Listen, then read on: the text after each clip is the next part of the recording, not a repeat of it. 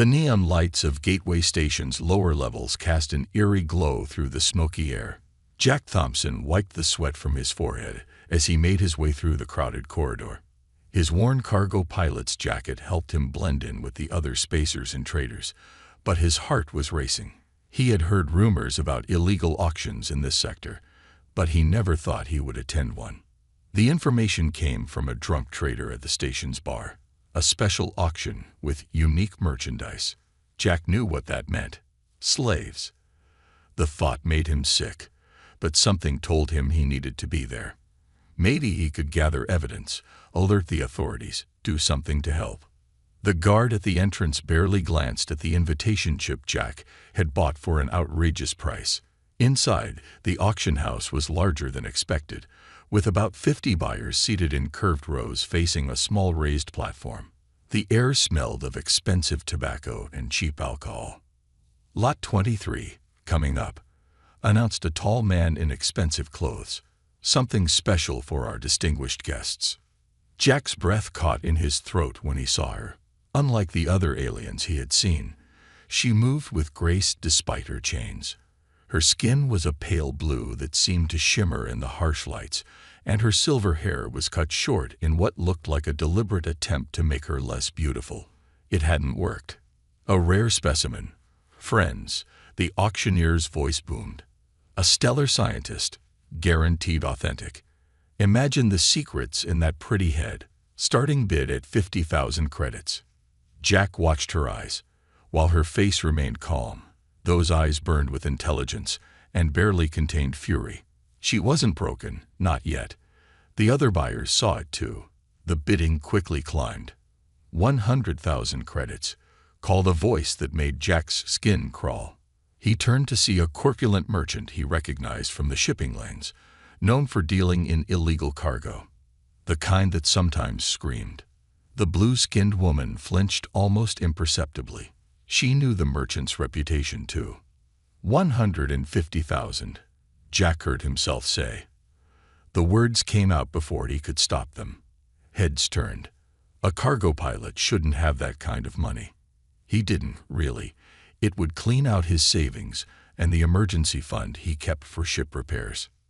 200,000, the merchant countered, glaring at Jack. Jack's hands trembled as he accessed his accounts on his worn datavat. 250,000, he said, trying to keep his voice steady. It would leave him with barely enough fuel to reach the next port. The merchant opened his mouth to bid again, but stopped when his assistant whispered something in his ear. After a tense moment, he shrugged and turned away. 250,000 going once, twice, sold to the gentleman in the cargo jacket. Jack could hardly believe it. As he approached the platform to complete the transaction, the woman's eyes met his. There was no gratitude there, only suspicion and resignation. It hit him then. She thought he was just another owner, perhaps worse than the others because he had spent so much. The transaction was completed quickly. They attached a control bracelet to her wrist, linked to the one they gave him. "Insurance," the auctioneer said with a smirk, "in case she gets any ideas about running. One button, and well." He made a shocking gesture. Jack felt sick again but took the bracelet. He would remove it as soon as they were safe. They walked in silence through the station's corridors toward his ship's berth. He could feel her tension, see how she was measuring distances, looking for escape routes. "My ship's in Bay 12, he said softly. "And when we get there, the first thing I'm doing is removing that bracelet and giving you the key to your cabin. You're not a slave anymore." She didn't respond, but he saw her step falter slightly. In that moment, Jack knew that no matter what it cost him, he had made the right choice. Rose stared out the small window of her cabin on Jack's cargo ship, remembering the day everything fell apart. 2 months ago, she had been one of the most respected scientists on her homeworld, Nova Prime. Now she was here, trying to decide if she could trust another stranger who claimed to want to help. The memories came flooding back, as clear as starlight. She had been working late in her laboratory, excited about her latest breakthrough. Her research into sustainable energy could have changed everything. The massive energy corporations that controlled most of Nova Prime's power grid would have lost billions. But more importantly, it would have given clean, free energy to millions of poor colonists on the outer worlds.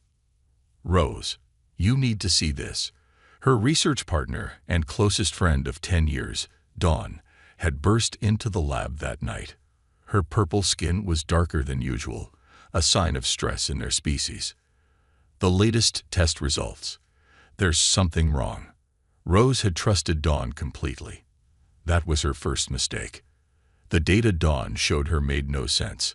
According to these readings, Rose's energy system was dangerously unstable, but she had checked everything herself just hours ago. This can't be right, Rose had said, running her own scans. But before she could finish, security forces stormed the laboratory.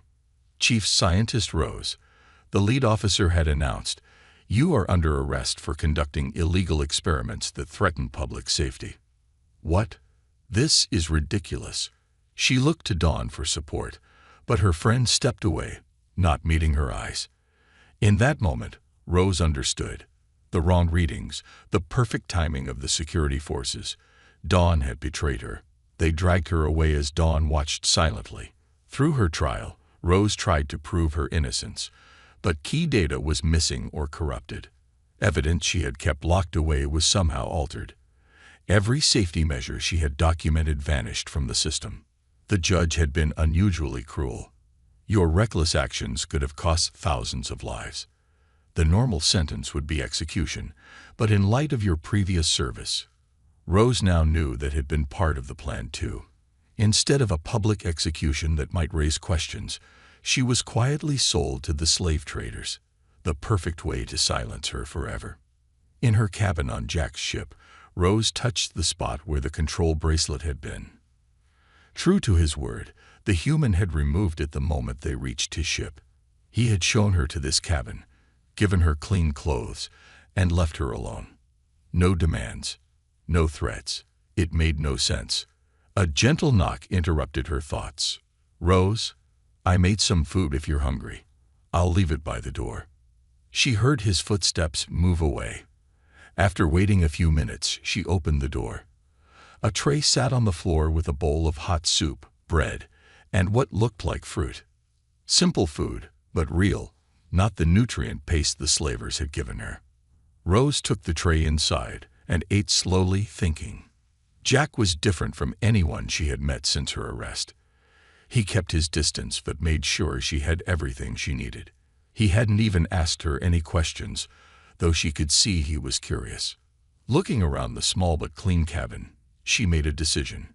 She couldn't trust him completely. She would never make that mistake again. But maybe she could give him a chance to prove himself. Opening her cabin door, Rose walked to the ship's common area where Jack was fixing something in an open panel. He looked up, surprised to see her. "The food was good," she said quietly. It was the first time she had spoken to him voluntarily. A small smile appeared on his face, but he didn't push for more. "I'm glad you liked it," he replied, turning back to his work. Rose sat down nearby, watching him.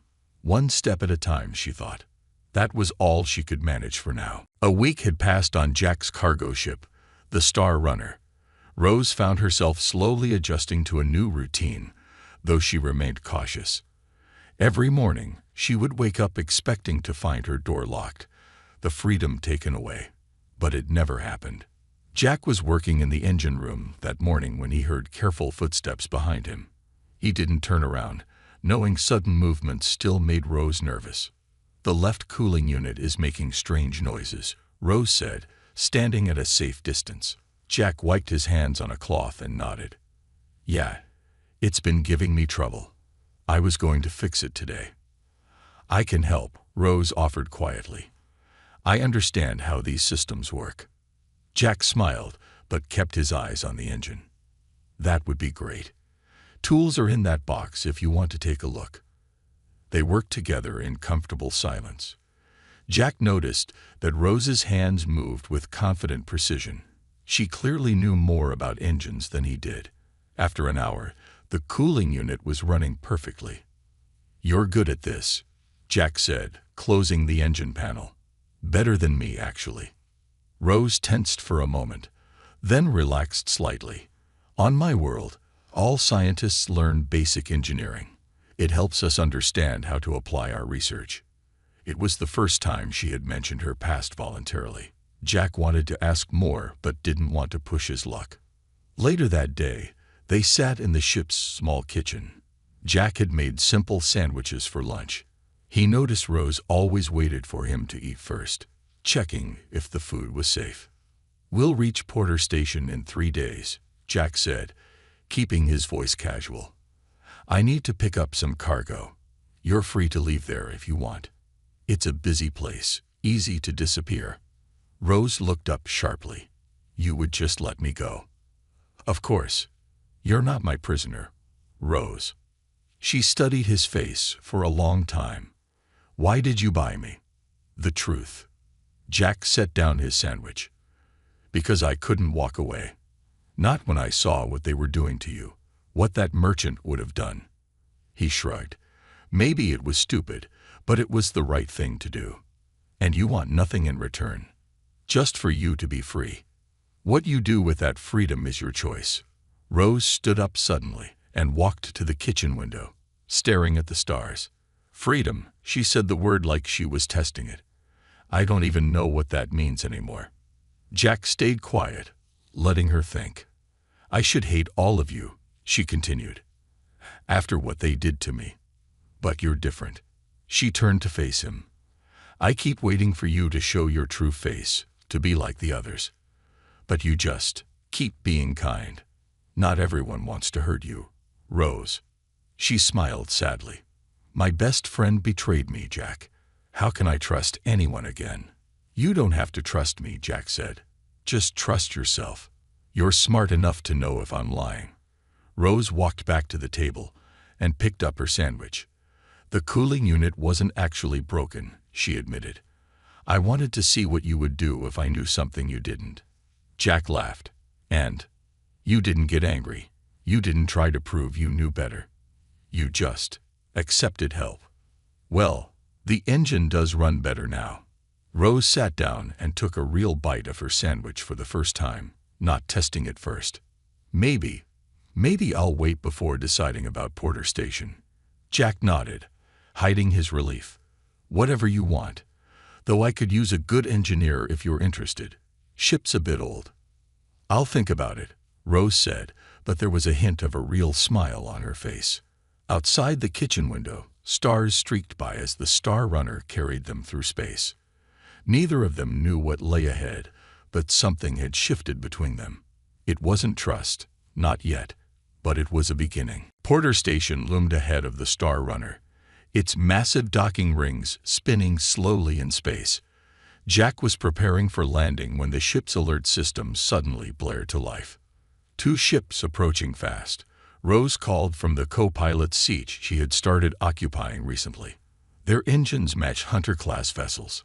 Jack's hands tightened on the controls. Hunter-class ships meant bounty hunters.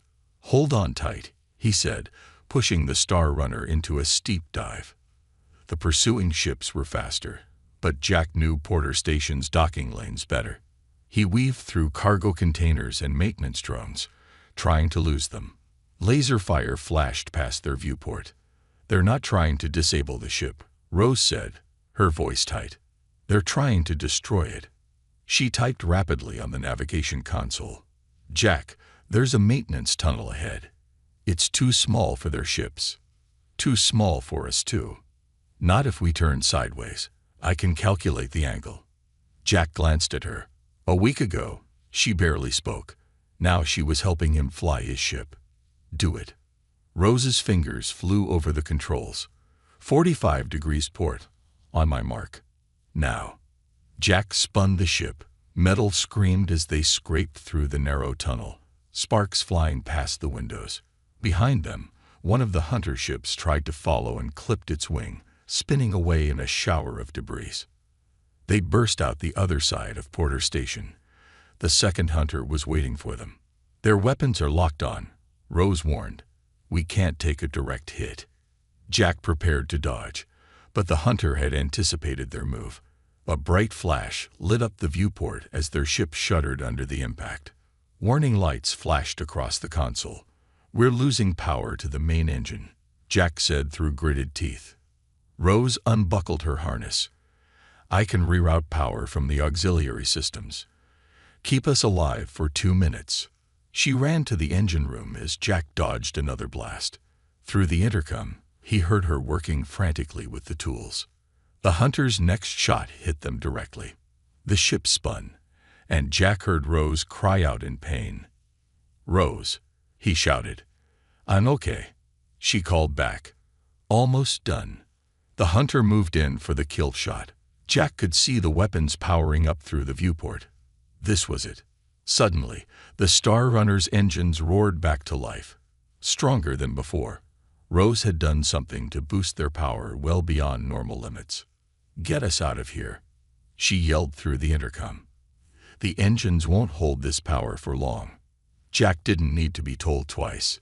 He pushed the ship to full speed, leaving the hunter far behind as they jumped into hyperspace.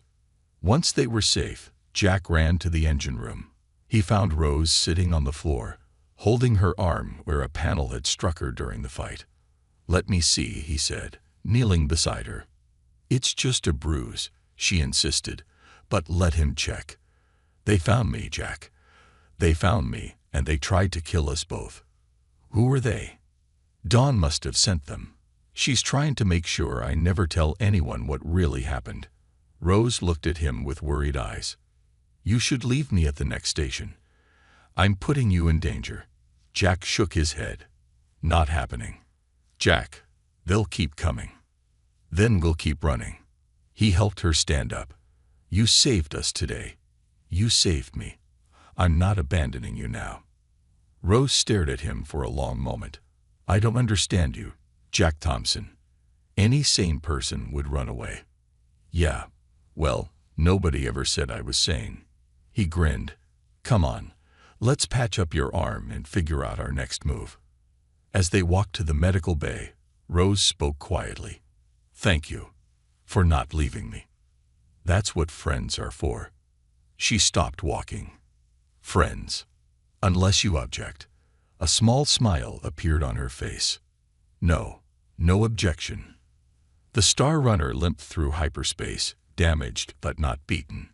Its 2 occupants had survived their first test together, and something stronger than trust had begun to grow between them. They didn't know it yet, but more challenges lay ahead, and they would face them together. The Star Runner floated in a quiet corner of space, hidden among a field of asteroids. 3 days had passed since the bounty hunter attack. Inside, Rose sat at the ship's computer terminal, her fingers hovering over the keyboard. "You don't have to do this now," Jack said softly from behind her. "We can wait." Rose shook her head. "No, I need to show you everything. You deserve to know what you're fighting against." She took a deep breath and began typing. The screen filled with research data and images. "This was my life's work," she explained. "A way to create clean energy using simple materials. It would have been cheap, safe, and available to everyone." Jack pulled up a chair, careful to give her space. "The corporations didn't like that. They said my research was dangerous. But look."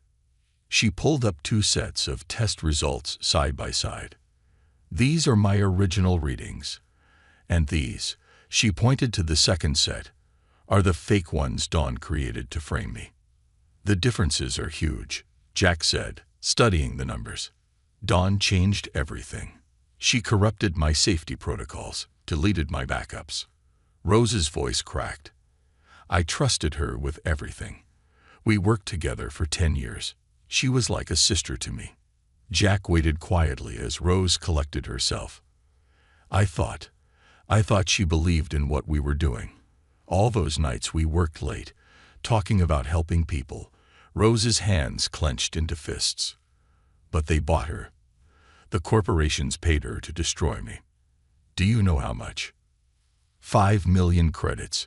Rose laughed bitterly. "That's what our friendship was worth to her." Jack reached out slowly, giving her time to pull away. and placed his hand over her fist. Her choice shows who she is, not who you are. Rose looked at their hands. Slowly, her fist unclenched. For weeks, I've been afraid. Afraid to fight back. Afraid to trust anyone. She turned to face Jack. But seeing you risk your life for me, a stranger, it reminded me of who I used to be. Someone who fought for what was right. She turned back to the computer and began typing rapidly.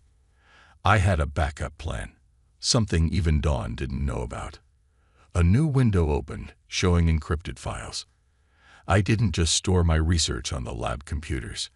I hid copies in separate systems across 3 planets. Jack leaned forward. You can prove your innocence. More than that, I can prove the corporations knew my research was safe. They wanted it buried because it would cost them money. Her eyes gleamed with determination. Dawn thinks she destroyed everything, but she didn't know about these. That's why they sent hunters, Jack said. They're afraid you'll expose them. Rose nodded. But they made a mistake. They thought breaking me would make me give up. She smiled, and for the first time, Jack saw the strength that had made her a chief scientist. Instead, it made me angry. She stood up and began pacing, her energy returning. I need to access a high-security terminal to decrypt these files. There's one on Freedom Station. It's dangerous. But when do we leave? Jack asked without hesitation. Rose stopped pacing. Jack, this isn't your fight. You've already done more than enough. I thought we covered this. Friends stick together, remember. They'll be watching Freedom Station if they catch you helping me. Jack shrugged.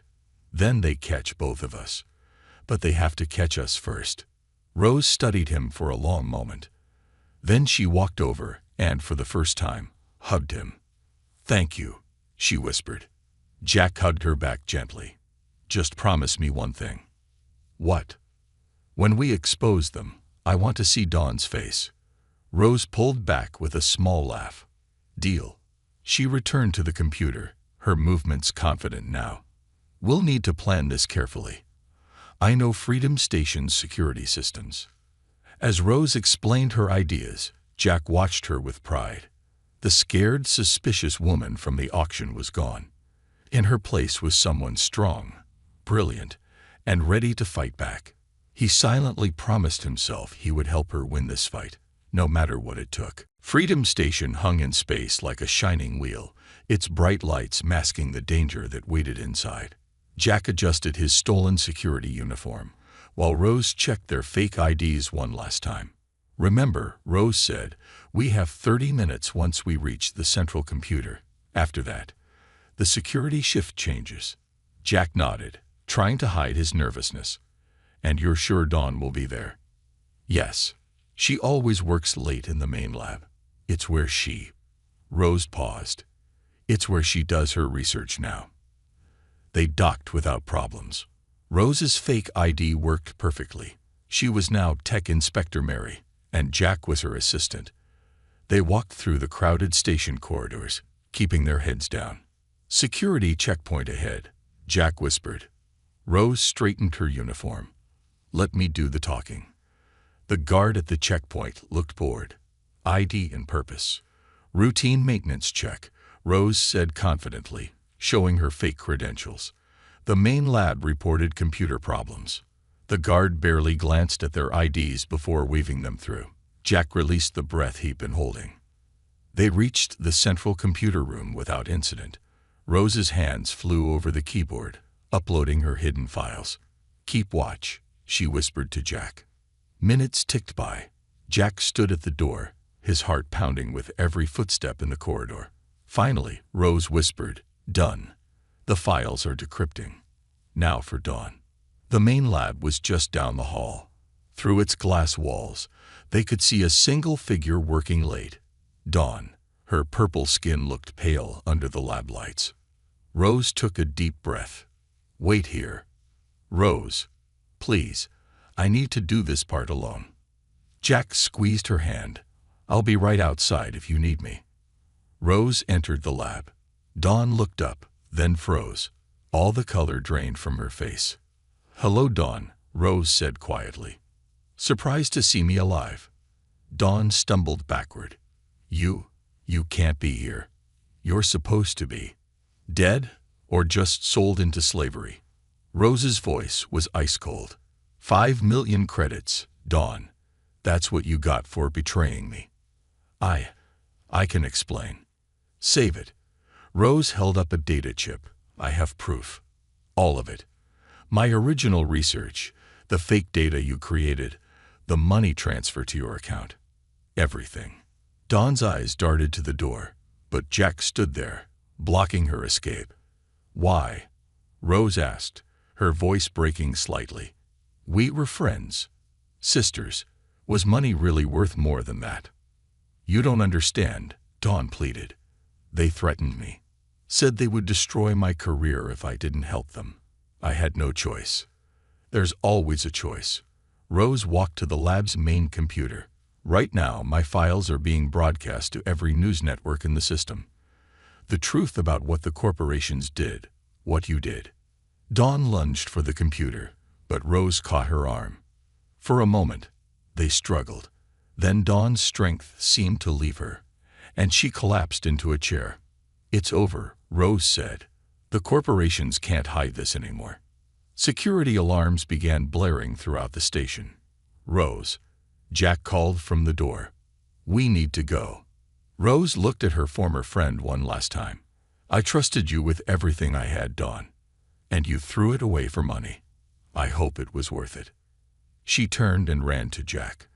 They sprinted through the corridors as security forces mobilized. But Rose had planned well. A maintenance shaft led them straight back to their docking bay. The Star Runner's engines were already warming up when they reached it. They strapped in as Jack piloted them away from the station at full speed. Look, Rose said, pointing to the station's broadcast screens visible through their viewport. Her research data was displayed on every one of them. News tickers scrolled with breaking headlines about corporate corruption and scientific fraud. We did it, Jack said, grinning. Rose watched the station shrink behind them. Yes, she said softly. We did. She had faced her past, confronted her betrayer, and reclaimed her truth. But more importantly, she hadn't done it alone. She looked at Jack, who was focused on flying them to safety, and felt something warm in her heart. The Star Runner carried them away from Freedom Station, leaving behind the chains of the past and racing toward whatever future awaited them. 1 month after the events at Freedom Station, Rose stood before the Galactic Science Council. The Grand Chamber was packed with reporters and officials from across the galaxy. Her research had caused the biggest corporate scandal in decades. Jack sat in the front row, wearing his cleanest shirt. He looked out of place among the well-dressed officials, but his proud smile gave Rose strength. The council recognizes Chief Scientist Rose, the head counselor announced. Your restoration to this position is complete, and all false charges have been dismissed. Rose stepped forward. Thank you, but I'm not here to reclaim my old position. I have a different proposal. She activated the presentation screen, showing images of poor outer worlds. My research was always meant to help people. The corporations tried to stop it because they feared losing profits. But energy shouldn't be about profit. It should be about helping those in need. The council members murmured as she continued. I'm establishing the Freedom Foundation. We'll provide free energy systems to colonies and stations that can't afford corporate prices. And she paused, looking at Jack. We'll help victims of trafficking rebuild their lives. An ambitious project, the head counselor said. How will you fund it? The corporations have been ordered to pay damages for their crimes. I'm using my share to start the foundation. She smiled. And I have a very good cargo pilot who's offered to help distribute the systems. Jack grinned from his seat. Later, outside the council chamber, reporters swarmed around them. Chief Scientist Rose, what happened to Dawn? She made a plea deal, Rose answered calmly. In exchange for exposing corporate corruption, she'll serve community service at a colony hospital. Maybe helping others will teach her what friendship really means. And what about you? Another reporter asked. Will you return to Nova Prime? Rose looked at Jack, who stood quietly nearby.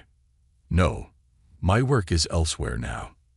They escaped the reporters and walked to where the Star Runner was docked. The ship looked different, newly repaired, with Freedom Foundation painted on its hull. Ready to go? Jack asked as they boarded. First colony is waiting for their energy system. Rose looked around the ship's cabin, her home now. Pictures hung on the walls. Their first successful energy installation, children playing under bright lights powered by their system. Families freed from corporate control. I've been thinking, she said, sitting in her co-pilot's seat, about that day you bought me at the auction. Jack started the pre-flight checks. What about it? You spent everything you had to save a stranger. Most people would call that crazy. Most people would be right. He smiled. Best crazy decision I ever made, though. Rose reached over and took his hand. You didn't just save me from slavery, Jack. You showed me how to trust again, how to believe in people again. Jack squeezed her hand. You saved yourself, Rose. I just gave you a chance. Well, she said, now we're giving others that same chance. The ship's computer beeped. Departure clearance granted, the port controller announced. Where to, Chief Scientist? Jack asked with a playful salute. Rose laughed, something she did easily now. First stop, Haven Colony. They'd been waiting too long for clean energy. She looked at their joined hands. Then, wherever we're needed. The Star Runner lifted off smoothly, carrying them toward their next mission. As they broke through the atmosphere, Rose thought about how far she'd come. From respected scientist to betrayed slave to something new, someone who could help change the galaxy for the better. She glanced at Jack, who was humming as he piloted their ship. Love had come slowly, built on trust earned day by day. Not the blind trust she once gave Dawn, but something stronger, tested by fire and proven true. Jack. I'm glad you're crazy. He laughed. I'm glad you're free. The Star Runner soared into space, carrying hope to those who needed it most. And in its cockpit, two people who had found each other against all odds flew on toward their next adventure, together and truly free at last. The end.